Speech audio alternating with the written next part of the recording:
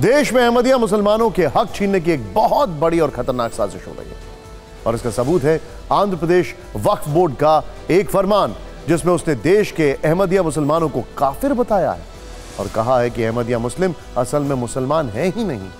यानी अहमदिया मुसलमानों के प्रति अब तक जो जहरीली सोच कई इस्लामिक देशों में देखने को मिली थी, अब वो हिंदुस्तान तक पहुंच गई है। हालांकि अहमदिया मुस्लिमों के हकों पर डाका डालने की यह साजिश कामयाब हो पाएगी ऐसा लगता नहीं है, क्योंकि आंध्र वक्फ बोर्ड ने अपने फरमान में बताया कि अहमदिया मुस्लिमों को काफिर घोषित किया जाता है। जवाब में केंद्र सरकार ने कहा कि वक्फ बोर्ड को ऐसा करने का कोई संवैधानिक और न्यायिक अधिकार है ही नहीं।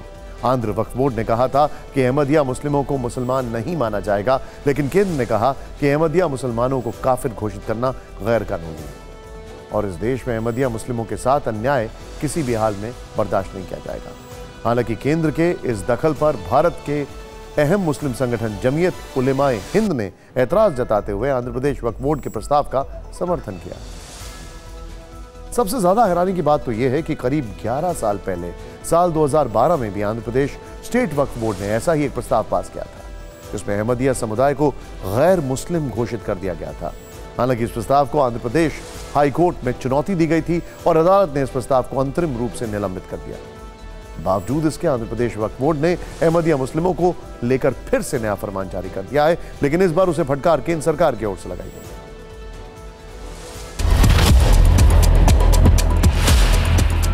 अहमदिया फिरका, ये इसको हम काफिर नहीं बोल रहे हैं, बल्कि पूरे आलम इस्लाम में बाज़ाब्ता ये कन्फर्म है, जितने मुस्लिम कंट्रीज़ हैं सब जगह ये कन्फर्म कर दिया गया है कि ये काफिर है। तो बाज़ाब्ता वक्फ बोर्ड से कोशिश करके इस बात को मंजूर कराया गया कि ये मुसलमान नहीं है, ये एक जनरल किस्म का फ़िरका अहमदी। हिंदुस्तान के संविधान के मुताबिक हर इंसान को ये हक हासिल है कि वो जिस धर्म की तरफ चाहे अपने आप को मंसूब करे और उसका पालन करे। बावजूद इसके बाज़ मुस्लिम तंजीमों और वक्फ बोर्ड की तरफ से जमात अहमदिया मुस्लिमा के मजहबी हुकूक को छीनने की कार्रवाई की जाती है।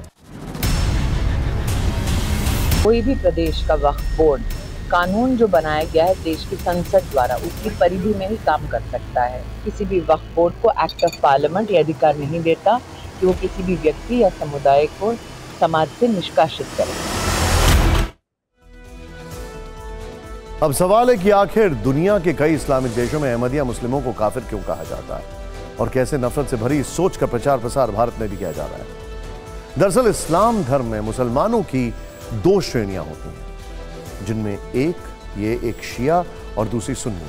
अहमदिया मुस्लिम सुन्नी मुसलमानों की ही एक उपजाति है। लेकिन यहां गौर करने वाली बात यह है कि अहमदिया मुस्लिम खुद को मुस्लिम तो मानते हैं, लेकिन वो मोहम्मद साहब को आखिरी पैगंबर नहीं मानते। वो अपने गुरु मिर्जा गुलाम अहमद को पैगंबर मोहम्मद के समकक्ष मानते हैं, जबकि पूरी दुनिया में इस्लाम धर्म को मानने वाले पैगंबर मोहम्मद साहब को ही अपना आखिरी पैगंबर मानते हैं। और यही बात अहमदिया मुस्लिमों को बाकी मुसलमानों से अलग करने की वजह है।